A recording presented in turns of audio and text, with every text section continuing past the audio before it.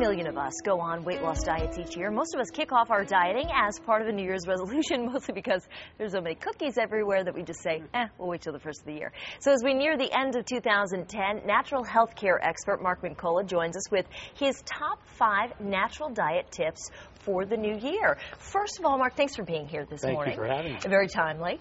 Tell me a little bit about why it is that so many of us fail, because the resolve is there. It's, all right, when the new year starts, I'm going to go on my diet, I'm going to start heading to the gym, and then you find it peters off. Exactly. Well, Elizabeth, first things first. Fad is what diets are all about for the most part, and fad is fraud. You know, the idea that real nutrition still counts, it still matters. Unfortunately, it's either so complicated that the average person doesn't even indulge in real nutrition. The idea is they grab these fad programs, and unfortunately, 2/3 of them fail before the end of the year. And a lot of times, when you think this is the case, that people are choosing things that they think will fit their lifestyle and then don't? Well, I think that's really true as well, and I think that's part of the whole fad process. I think fad seems really quick, it's easy, it's a fast solution. A lot of people are attracted to those quick solutions. Unfortunately, like we say, fad really is fraud. It still boils down to the real deal. Nutrition is the deal, and you got to get it right. But you can simplify nutrition and make it a lot easier. Well, with all the confusing information out there, what are your basic principles for a healthy diet that will help us lose weight? Well, I think number one, you want to think about proteins, because proteins basically help us burn calories and burn fat. Some foods are going to help us store fat, like a lot of starches in the diet, for example, are going to help us store fat.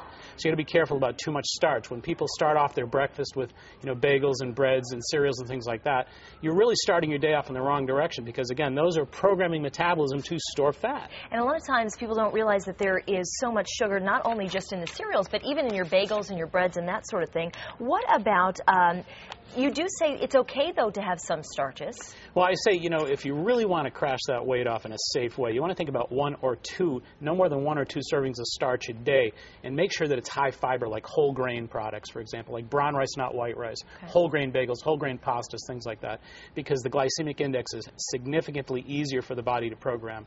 It's a little bit difficult. Again, too much starch, you store fat. For people who don't know what the glycemic index is, explain a little bit about that. Well, that just simply means that the amount of sugar that's being produced by that carbohydrate. In other words, white rice produces a higher yield of sugar in the diet than does brown rice, for example. It's sort of like the idea of shoveling light snow versus heavy snow. You want the body to be bogged down.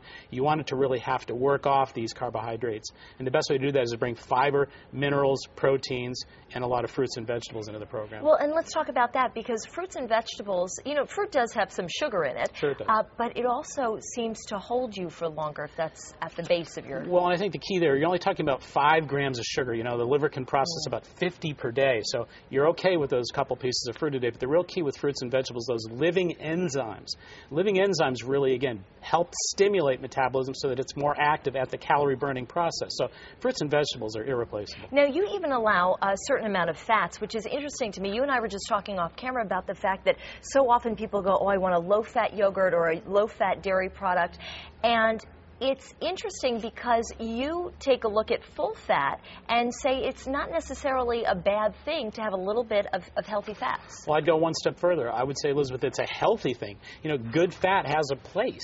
And I think when you think about the hormonal process of stimulating metabolism, enhancing calorie burning efficiency, that really comes down to fats, because fats produce hormones. You can't produce hormones in the body without fats. I think people have gone so hard in that direction of no fat, no fat, no fat, that a lot of people are having hormonal imbalances. And I think, again, back to the idea of weight loss. Real weight loss is actually a hormonal experience, if you will. So the biochemistry of enhancing those really fast-burning calorie-type hormones is really dependent upon fat in the diet, so we don't want to throw the baby out with the bathwater. Every once in a while, you kind of have to give yourself a little slack, especially around the holidays, because there are certain treats and cookies and things like that and desserts. You just don't want to do it all the time. So how often do you recommend we allow ourselves to have a cheat meal? Well, surprisingly, I think the key to success with dieting is cheating. So it sounds kind of paradoxical. I like you already, Mark. but it sounds a little paradoxical. Here's the key here. I think if you build up that tension from not eating certain things folks say, hey, I've had it with this. If they hit a wall, they crash. There goes the diet.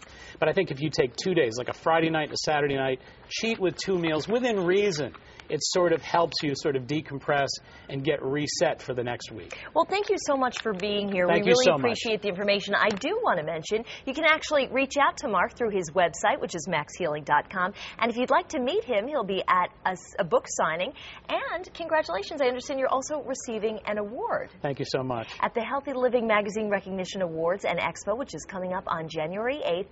And that's at the Lantana in Randolph, Indeed right? it is. That's correct. If you'd like tickets and information, all you have to do is visit myhealthylivingmag.com.